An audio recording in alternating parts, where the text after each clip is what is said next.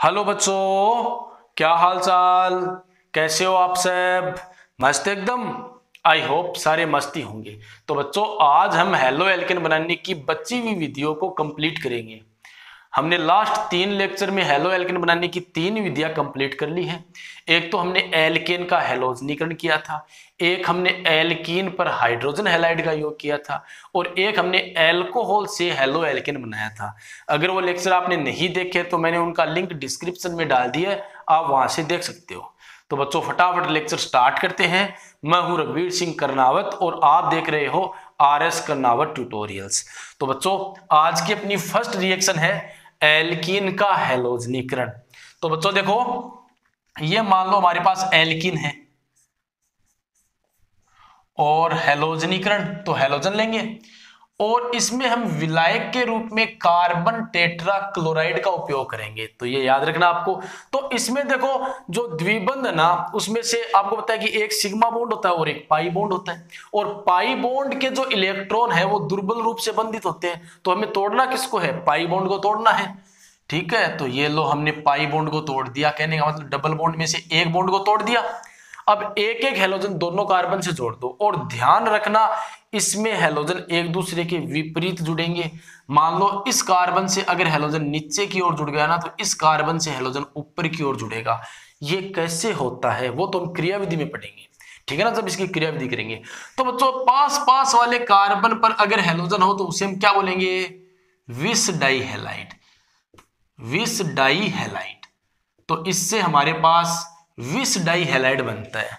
ठीक है बच्चों, अब देखो इसमें है ना, मोस्टली हम हेलोजनीकरण में ब्रोमीनीकरण करते हैं। कहने का मतलब ब्रोमीन जोड़ते हैं। ऐसा क्यों होता है? तो देखो, इसमें हम करेंगे ब्रोमीनीकरण। ठीक है, तो ब्रोमीनीकरण करने के लिए हम ब्रोमीन जल लेंगे ना, और ब्रोमीन जल का रंग होता है लाल भूरा। अब देखो, हम ब्रोमीनीकरण ही क्यों करते हैं? अब देखो, अगर आप ब्रोमीनीकरण करोगे ना, तो ये मान लो एल्कीन ले लो। आप ध्यान से समझना, ये बहुत ही इंपॉर्टेंट बात जो आपको मैं बताने जा रहा हूं, ये बहुत इंपॉर्टेंट है, ध्यान से समझना। तो ये हमने ब्रोमीन ले लिया, तो ब्रोमीन देखो कार्बन से ऊपर नीचे जुड़ जाएगा। ठीक है ना, इसका उपयोग असंतृप्तता का पता लगाने के लिए किया जाता है। असंतृप्तता का पता लगाने के लिए। अब कैसे लगाते हैं वो देखो, पता लगाने के लिए किया जाता है, किया जाता है। अब जो देखो, ये आपका ब्रोमीन जल है जो कैसा है? लाल भूरा। ध्यान से समझना। और ये क्या बना है? रंगहीन बना है। अब पता लगाने से यहाँ के क्या मतलब है? देखो बच्चों, मान लो आपको हाइड्रोकार्बन दे दिया। हाइड्रोकार्बन का मतलब एल्केन, एल्कीन, एल्काइन, और यह कह दिया कि पता लगाइए कि यह संतृप्त है या फिर असंतृप्त है। संतृप्त का मतलब कार्बन कार्बन के बीच में एकल बंध यानी कि एल्केन, और असंतृप्त का मतलब कार्बन कार्बन के बीच में डबल बॉन्ड या फिर ट्रिपल बॉन्ड। तो हमें पूछ लिया कि बताओ यह संतृप्त है या असंतृप्त है, तो हम क्या करेंगे? उसमें डालेंगे ब्रोमीन जल। ब्रोमीन जल क्या होता है? लाल भूरा। क्या होता है? लाल भूरा। तो डालते जो विलयन बनेगा वो क्या हो जाएगा? रंगहीन। रंगहीन का मतलब वो जो हाइड्रोकार्बन था ना आपका, वो असंतृप्त था, उसके बीच में डबल बॉन्ड या फिर ट्रिपल बॉन्ड था। क्योंकि अगर सिंगल बॉन्ड होता, अगर हाइड्रोकार्बन संतृप्त होता, तो वो लाल भूरा जो विलयन था वो रंगहीन नहीं होता। तो बच्चों, समझ गए बात को? आगे बात समझ में कि क्यों हम ब्रोमीनीकरण ही यूज करते हैं हेलोजनीकरण में। ठीक है, अब बच्चों इसकी हम क्रियाविधि करते हैं, तो फटाफट ये लिख लो।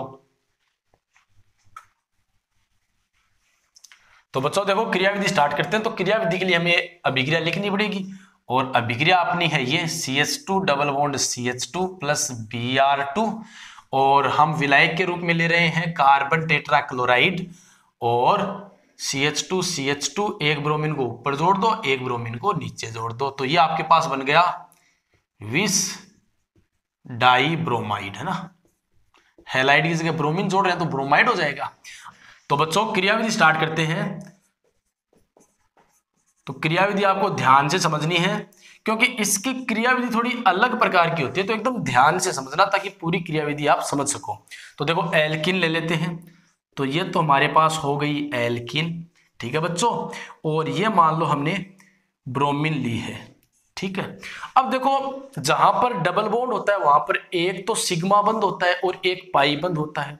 सिग्मा बंध कक्षकों के अक्षीय अतिव्यापन से बनता है, इसका मतलब परबल बंध होता है क्योंकि अतिव्यापन ज्यादा होता है, जबकि पाई बंध कक्षकों के संपार्श्विक अतिव्यापन से बनता है, तो इसमें अतिव्यापन थोड़ा कम होता है, कक्षक आपस में कम मिल पाते हैं, यानी कि ये अतिव्यापन कभी भी खुल सकता है, इसका मतलब पाई बंध कभी भी टूट सकता है, इसका मतलब पाई बंध दुर्बल होता है।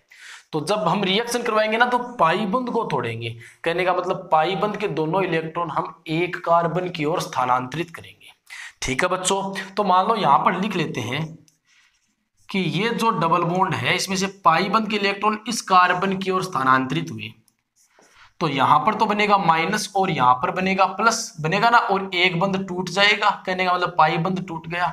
अब बच्चों यहां पर ये ब्रोमीन ब्रोमीन के बीच में बंध है, ये है अध्रुवीय बंध है क्योंकि दोनों ही ब्रोमीन है, अध्रुवीय हुआ, लेकिन इस माइनस के कारण इस बंध में ध्रुवणता आती है, कहने का मतलब इस माइनस के कारण इस बंध में प्लस माइनस बनेंगे, द्विध्रुव बनेगा, इसे हम प्रेरित द्विध्रुव भी बोलते हैं ना।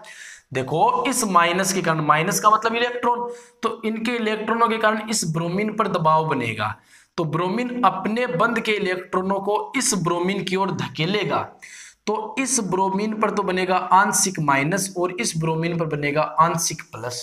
आपको पता है ना कि पूरा प्लस माइनस और आंशिक प्लस माइनस कब आते हैं, जब दो परमाणुओं के बीच में बंध है और एक परमाणु बंध के इलेक्ट्रॉनों को खींचता है ना, तब उस पर माइनस, आंशिक माइनस और आंशिक प्लस आता है। लेकिन दोनों परमाणुओं में से बंध के दोनों इलेक्ट्रॉन एक परमाणु लेकर के निकल जाता है ना, तब पूरा प्लस माइनस आता है। ध्यान रखना कि जब बंध टूटता है ना तब पूरा प्लस माइनस आता है, ठीक है बच्चों। तो देखो इस माइनस के कारण यहां पर प्लस माइनस यानी कि द्विध्रुव बन गया ना, तो इसे हम प्रेरित द्विध्रुव बोलेंगे। अब ये माइनस बताओ प्लस पर अटैक कर सकता है क्या? अगर ये प्लस पर अटैक करेगा तो ब्रोमीन के दो बंध हो गए, तो ब्रोमीन क्या करेगा, इस बंध के इलेक्ट्रॉनों को इसे देगा और बाहर कर देगा। तो बच्चों हमारे पास देखो क्या बन गया, CH2 इस पर तो प्लस है ही, और ये जो ब्रोमीन है ना वो इसके साथ जुड़ गया, और यहां पर ये ब्रोमीन इलेक्ट्रॉन लेकर के बाहर निकल गया। तो बच्चों इतना क्लियर। अब देखो यह कम स्थायी है, ध्यान देना यह कम स्थायी है। क्यों कम स्थायी है? क्योंकि यहां पर इस कार्बन का अष्टक पूरा नहीं है, और जहां पर अष्टक पूरा नहीं होता ना परमाणु का, वहां पर वो कम स्थायी होता है। कैसे? देखो यह कार्बन एक तो कार्बन से जुड़ा हुआ है, दो हाइड्रोजन से जुड़ा हुआ है, तो 3 बॉन्ड, और 3 बॉन्ड का मतलब कितने इलेक्ट्रॉन, 6 इलेक्ट्रॉन, 8 इलेक्ट्रॉन नहीं है ना, इसका मतलब यह कम स्थायी है। तो इसका अष्टक पूरा करने के लिए यानी कि इसको स्थायी बनाने के लिए ब्रोमीन क्या करेगा वो देखो। तो आपको पता है बच्चों कि हैलोजनों के पास 3 लोन पेयर होते हैं, तो ब्रोमीन क्या करेगा, अपना एक लोन पेयर इसको दान करेगा। अब आप ये कहोगे कि ब्रोमीन की विद्युत ऋणता ज्यादा होती है और हैलोजन तो इलेक्ट्रॉन लेते हैं ना कि देते हैं। तो बच्चों ध्यान रखना, स्थायित्व के लिए यौगिक या परमाणु कुछ भी कर सकते हैं। अब देखो हैलोजन है और कार्बन को इलेक्ट्रॉन दे रहा है ना, तो स्थायित्व के लिए कुछ भी संभव है, इसीलिए अपनी केमिस्ट्री में अपवाद बनते हैं, ठीक है। तो विद्युत ऋणता, इलेक्ट्रॉन लब्धि, एंथैल्पी, इन सब से ऊपर स्थायित्व होता है यौगिक का। तो स्थायित्व के लिए ब्रोमीन अपने लोन पेयर देगा, तो बच्चों देखो क्या बनेगा, CH2 और ब्रोमीन ने अपने इलेक्ट्रॉन दिए हैं, तो ब्रोमीन के पास कितने लोन पेयर बचे, 3 में से 2 ही बचे ना, और अपने इलेक्ट्रॉन दूसरे को दे दिए तो ब्रोमीन पर प्लस आ गया। लेकिन यह है इससे ज्यादा स्थायी है। कैसे? देखो यहां पर कार्बन का भी अष्टक पूरा हो गया, इस कार्बन का भी हो गया, ठीक है, दो इसका अष्टक तो पहले से ही पूरा था, इसका भी पूरा हो गया ना। यहां पर ब्रोमीन का भी अष्टक पूरा है। कैसे? देखो ब्रोमीन 2 तो बॉन्ड बना रहा है, इसका मतलब 4 इलेक्ट्रॉन और 2 लोन पेयर है, तो ये जो है वो इससे ज्यादा स्थायी है। आ गई बात समझ में? अब बच्चों क्या होगा, देखो हैलोजन आएगा, जो ये हैलोजन निकला था ना वो आएगा। देखो कैसे आएगा, ये जो हैलोजन है वो आएगा। अब देखो हैलोजन इस कार्बन पर आक्रमण करेगा, ठीक है ना, हैलोजन इस कार्बन पर आक्रमण करेगा, या फिर इस पर भी करा सकते हो, एक ही बात है, ध्यान रखना, चाहे इस पर करवाओ चाहे इस पर करवाओ, बात एक ही है। अब बच्चों क्या होगा, अब देखो हैलोजन नीचे से आकर के आक्रमण तो कर नहीं सकता।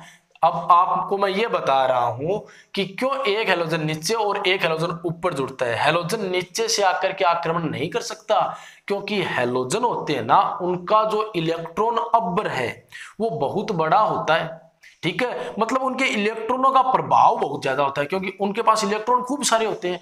तो अगर ये ब्रोमीन मान लो नीचे से आए ना, तो इसके इलेक्ट्रॉन अब्बर इसको प्रतिकर्षित करेंगे, तो हैलोजन की साइड से हैलोजन कभी भी आक्रमण नहीं कर सकता।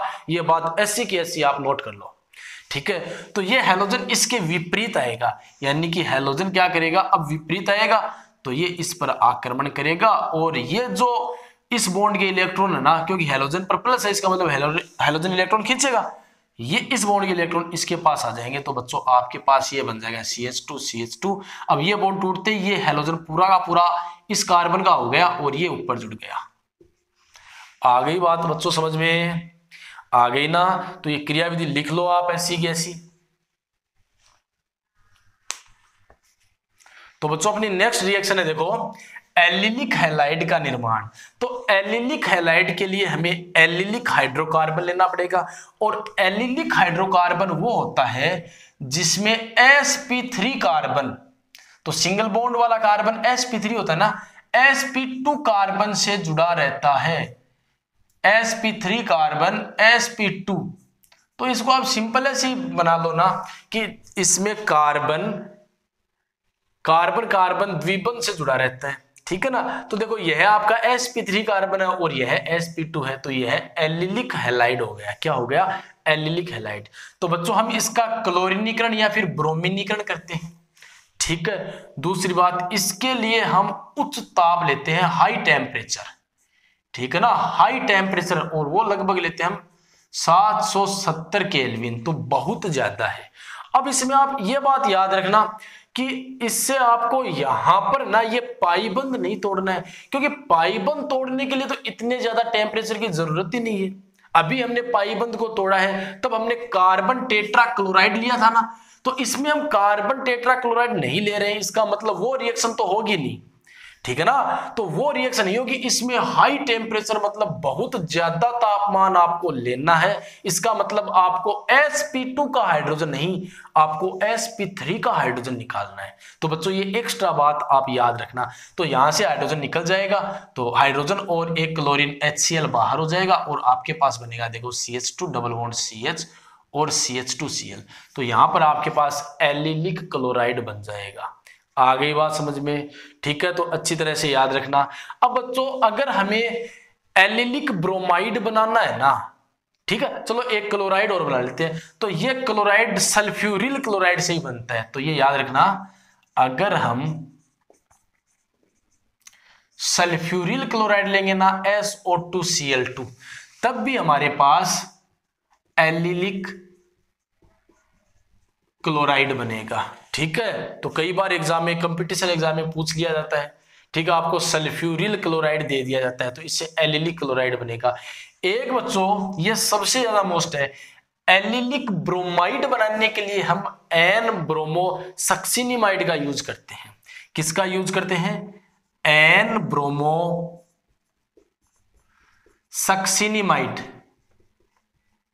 अब ये क्या होता है वो देखो पहले, एन ब्रोमो सक्सिनिमाइड क्या होता है? तो बच्चों सक्सिनिक अम्ल से ये बनता है। तो सक्सिनिक अम्ल ये होता है, देखो, है ना, ब्यूटेन 1,4 डाइओइक अम्ल को हम सक्सिनिक अम्ल बोलते हैं। अब इसकी अभिक्रिया हम अमोनिया से करवाते हैं, अमोनिया का मतलब NH3। इसकी अभिक्रिया हम किससे करवाते हैं? अमोनिया से।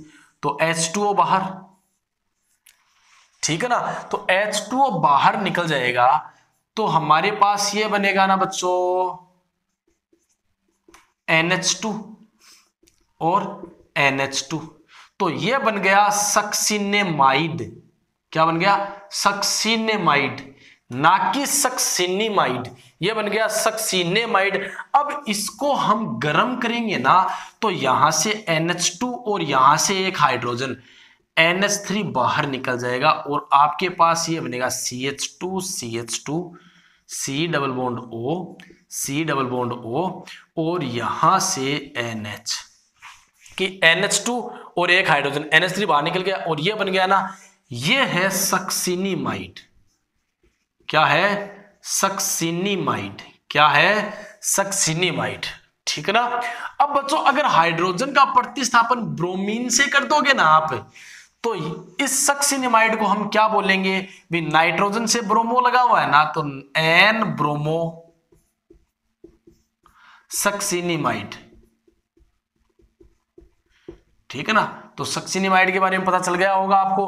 अब देखो रिएक्शन करवाते हैं तो आपको सक्सिनिमाइड का पता चल गया। अब सीधा का सीधा लिख दो कि एलिलिक ब्रोमाइड बनाने के लिए, तो मान लो ये हमारे पास हो गया एलिलिक हाइड्रोकार्बन। ठीक है ना। और हम लेते हैं एन ब्रोमो, वो लिख लेना अभी जो बताया था, एन ब्रोमो सक्सिनिमाइड लेते हैं।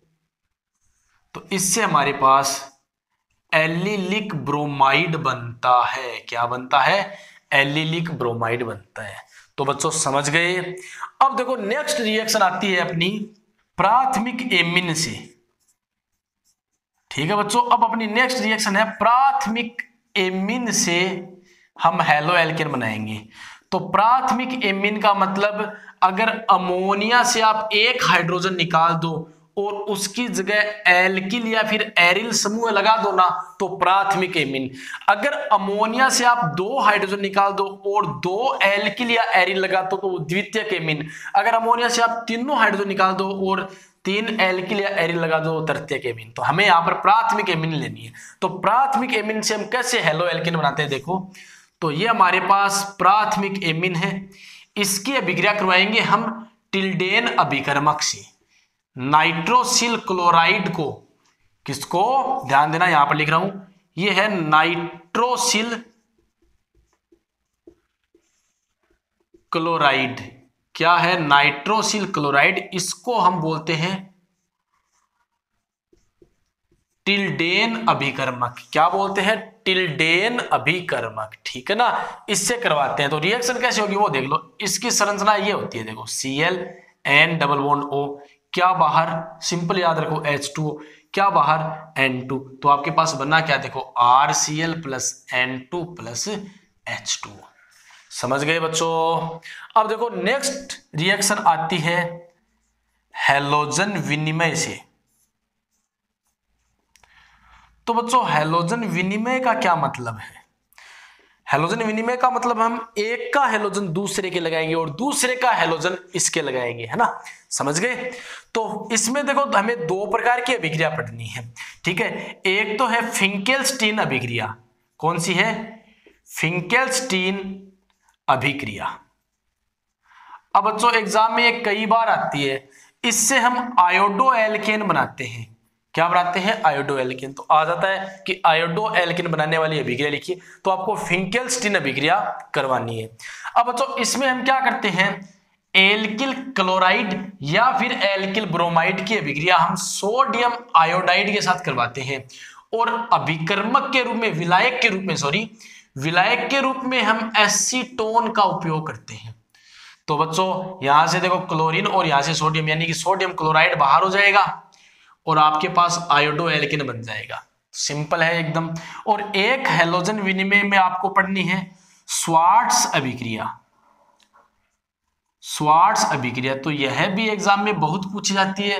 तो इसमें आपको एल्किल फ्लोराइड बनाना है। तो यह पूछा जा सकता है कि एल्किल फ्लोराइड बनाने वाली अभिक्रिया लिखिए। तो इसमें बच्चों हम एल्किल आयोडाइड की अभिक्रिया या तो सिल्वर फ्लोराइड के साथ या फिर मर्क्यूरिक फ्लोराइड के साथ, मर्क्यूरस फ्लोराइड के साथ, है ना, सॉरी, Hg2F2। ठीक है। तो या तो हम सिल्वर फ्लोराइड के साथ एल्किल आयोडाइड की अभिक्रिया करवाते हैं या फिर हम करवाते हैं मर्क्यूरस फ्लोराइड के साथ। तो एक के साथ करवा दो। तो ये लो, तो इसका आयोडीन इसके साथ, इसका फ्लोरीन इसके साथ, तो हैलोजन विनिमय हो गया ना बच्चों। तो देखो आपके पास बन गया Rf plus AgI, silver iodide बन गया। ठीक है बच्चों। तो लेक्चर अगर समझ गए हो तो वीडियो को लाइक, कमेंट और अपने फ्रेंड्स के साथ शेयर कीजिए। अगर आप चैनल पर नए आए हो तो चैनल को सब्सक्राइब करिए, बेल आइकन को प्रेस कर लीजिए ताकि वीडियोज के लगातार नोटिफिकेशन आपको मिल सके।